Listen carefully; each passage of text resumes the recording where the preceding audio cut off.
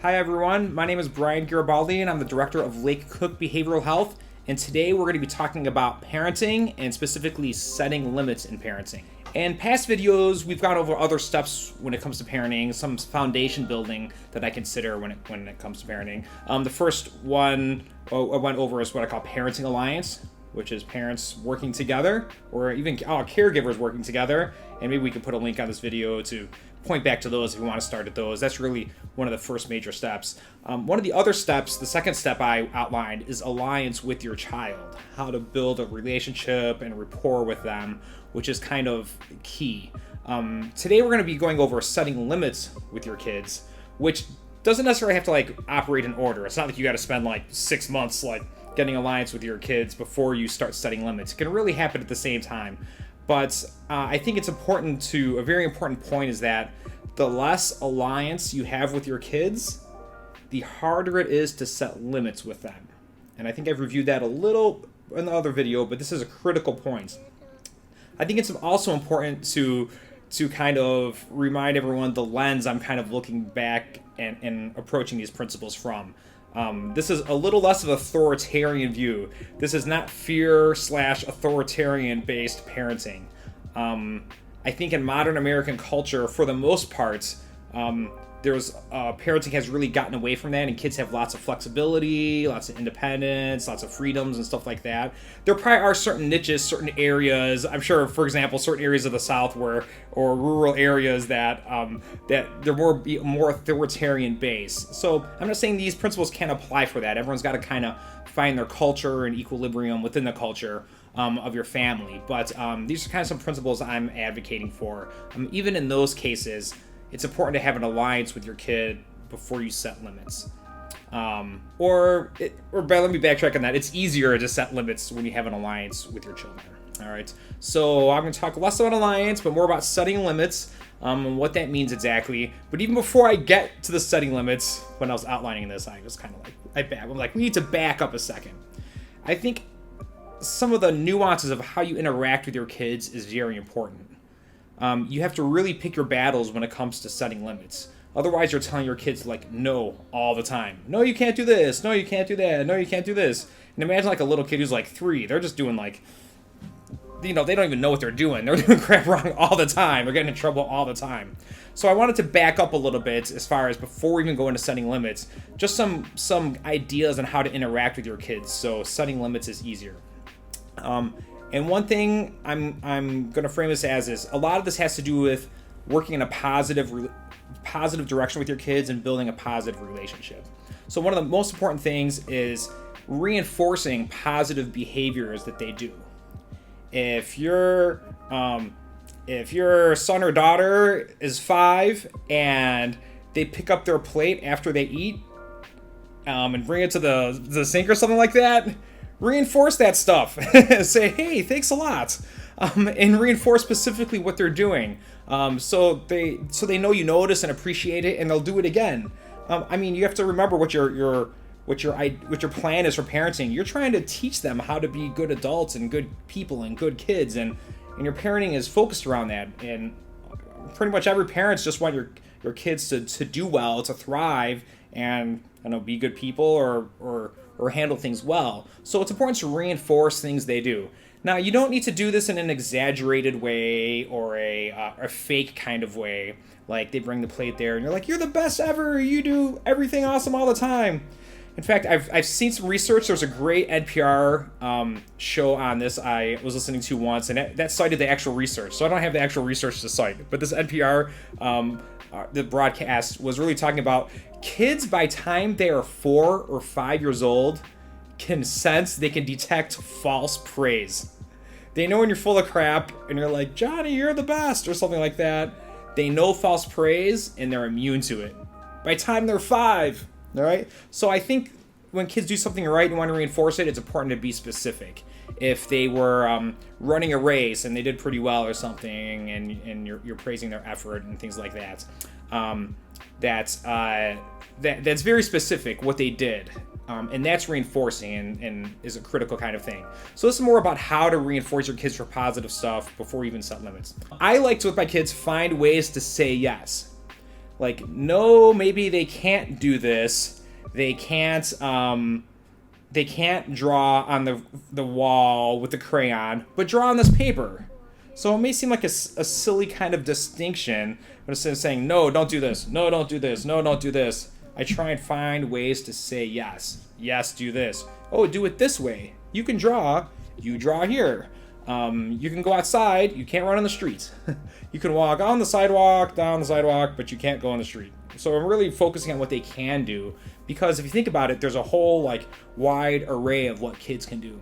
At the same time, I like to generate opportunities for my kids to do different things. I want them to be able to go out and do things, and I try not to shield them too much.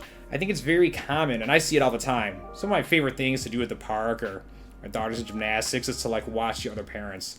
Watch the other parents, like how they interact with their kids, what they don't let them do. I'm really an advocate for letting your parents go out and like put them on the edge a little. Go out there and go do your thing. I think it's super important for development. And I'll probably do another video just about on that kind of philosophy about getting kids out there and doing that and really having them thrive that kind of way. But finding ways to say yes and give them opportunities to do those kind of things. At the same time, it often comes up where kids, that they do something wrong, they do something they're not supposed to. And that's what really this video is about, is how do you set limits with these kids. All right, so the important thing of setting limits is that if there is a consequence of something they're not supposed to do, let's say they're not supposed to be on their phone after 9 p.m. I'm just making up random stuff. They're not supposed to be after their phone at 9 p.m. You need to make sure that the consequence is proportionate to the offense, okay? So if they weren't supposed to be on their phone, you can't be like, okay, your phone's gone for a month. That's disproportionate, right? I had some clients once who parents who had some boys who they're like, what, middle school age. They went out of the house on Halloween, and like when they weren't supposed to, the parents brought them back and they're like, you're never having another Halloween in your life ever. Okay, well that's a little bit of extreme reaction, a little extreme example, but totally disproportionate reactionary. It also goes back to, this is for sure a reference back to the parenting alliance issues, but again, I won't get into that too much. But to try to make sure stuff's proportionate and is related to the actual thing you're setting the consequence for. So if they were not supposed to be on their phone after 9 p.m., a short phone offense or restriction is totally appropriate, okay? So it's important, if they break the rule, to set that limit so they understand that there's a rule they need to follow, and there's a reason for the rule, and the limit's set. I think it's very important to outline for kids what the rules are as much as you can. You don't necessarily need a giant dry erase board to be like, here's the 80 rules for the house, but they should know generally the big things, what the rules are, whether you have little kids and they're going outside. I might refer to little kids more because I got little kids right now, but with teenagers, what the car rules are there technology rules, things like that. I think it's good parents are just crystal clear what their expectations are. There's all sorts of things you're never gonna be able to anticipate. There's a million ways to abuse technology and a phone, and you can't always anticipate that, but you can hit some major things. All right, so let me go back.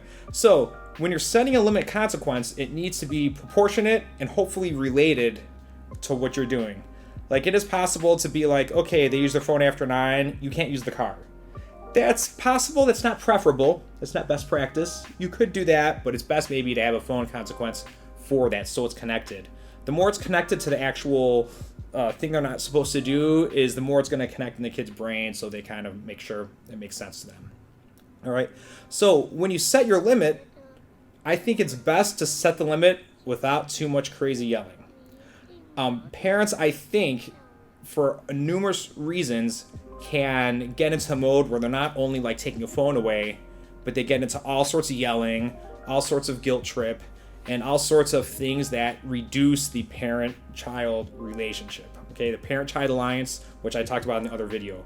And that is critical.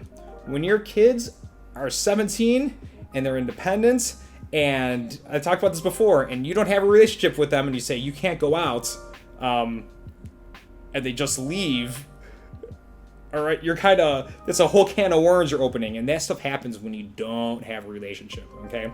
So the fact is that this yelling it damages the relationship. This other guilt trip, it kind of damages the relationship.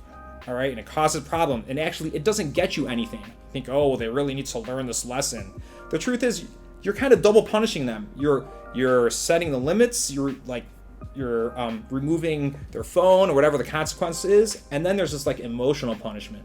Like they need to learn. I need to show them. And this really all comes from parents' anxiety, parents' own issues. Parent issues get in the way. I should have a whole other video on that too. How parents' issues can sabotage your parenting. All right, that's probably a good one because our own issues totally impact our kids. Nobody can like trigger our crap more than kids can, and most spouses too. So that's an important thing.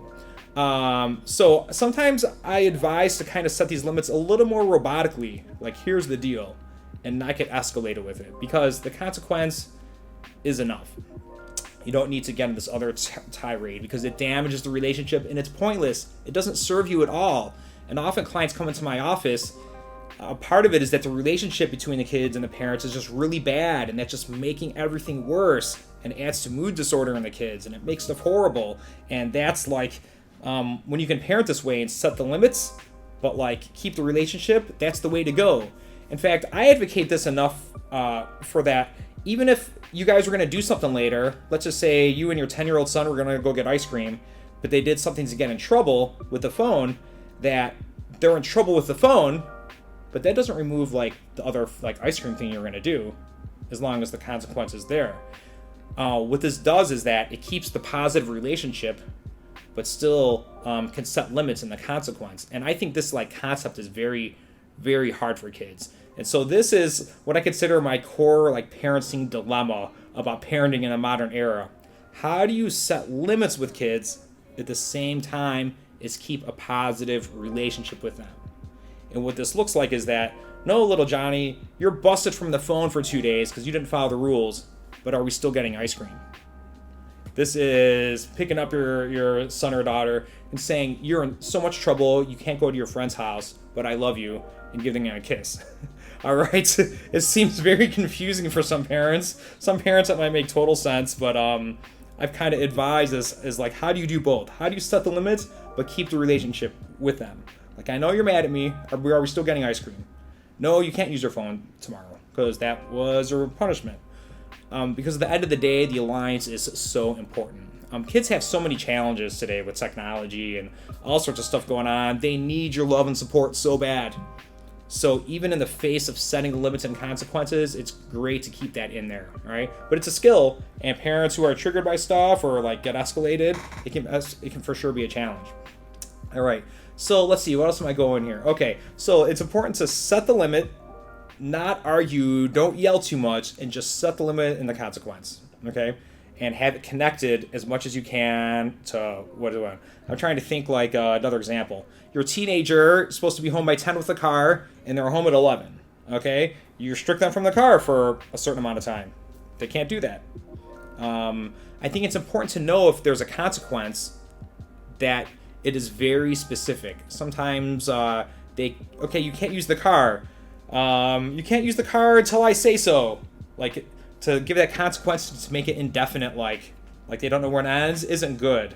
It kind of adds some hopelessness for the kids where they might not follow limits because I don't know, why should I break more rules? I don't even know if I'm getting it back.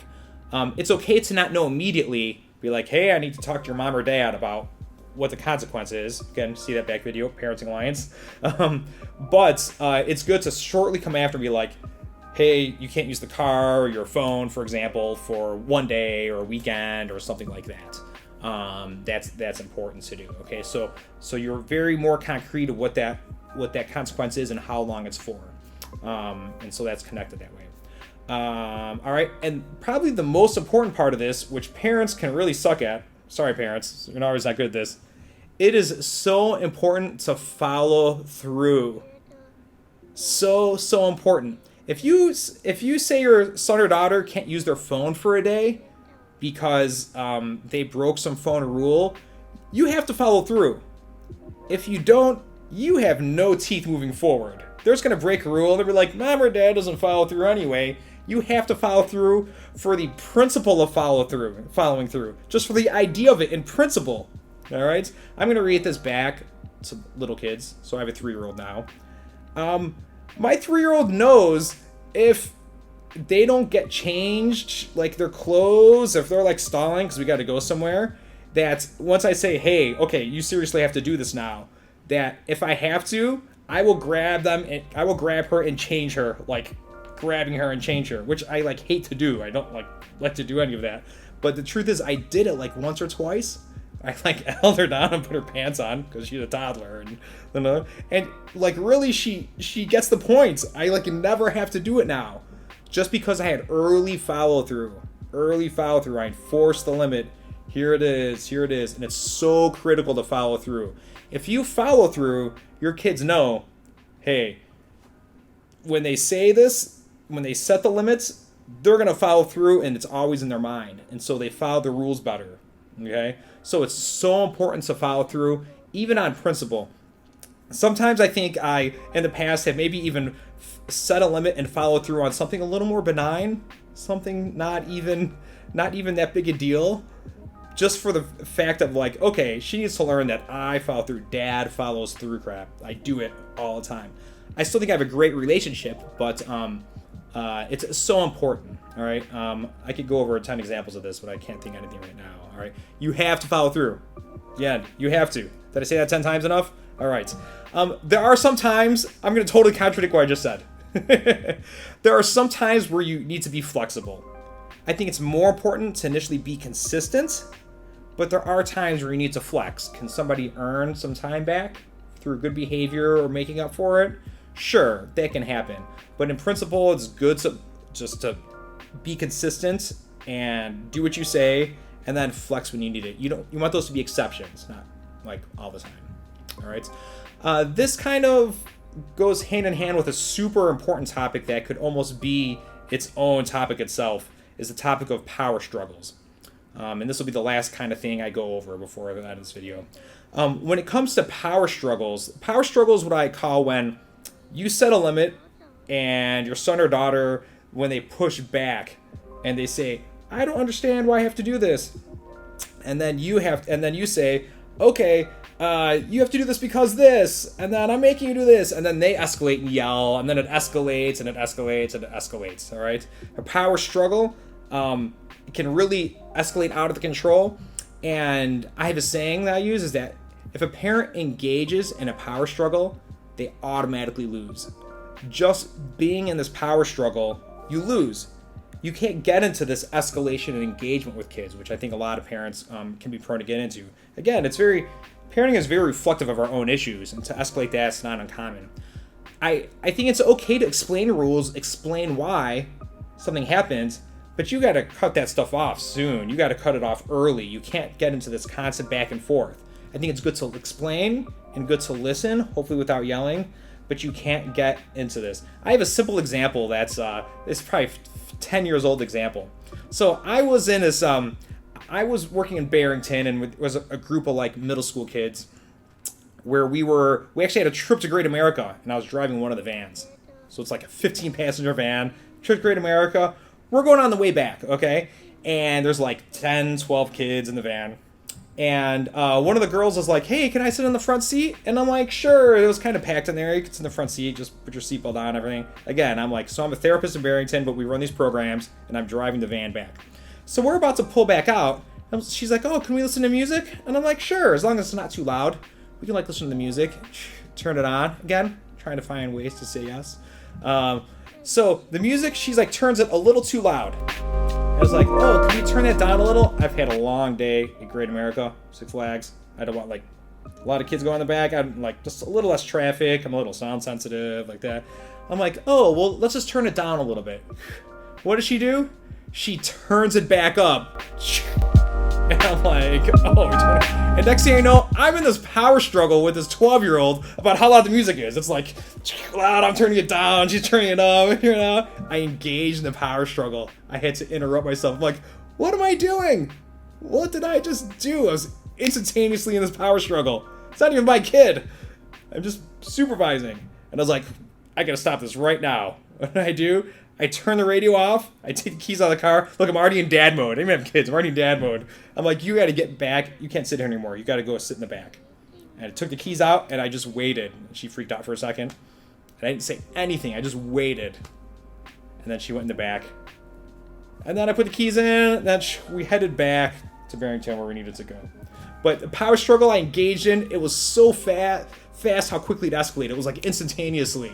So that's just an example, I think a hilarious, concrete example of the fight over the volume knob.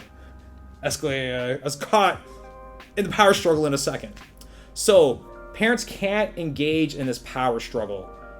What it kind of does is it gives like kids something to grab onto in the argument. You're giving them something to feed off of, so to sink their teeth into. I'm going to sink my teeth into this argument all the time. And I think they'll do it more. They think they get some traction in these issues. So I'm not saying you shouldn't listen to them, but you really got to cut it off early. You're like, this is it. And if they kind of pursue you and kind of harass you, that's a whole like separate thing they should do, a whole separate kind of issue. But you got to cut it off early, not get into the kids. Just set the limit a little robotically, let it happen, and then don't engage in the power struggle. All right, that's my wrap up for the topic of setting limits. People can comment, send me messages. I don't say as much, but we're at www.lakecookbehavioral.com. You can contact us there, or our Facebook group and things like that. But that's it for the setting limits video, everyone. Thanks for watching.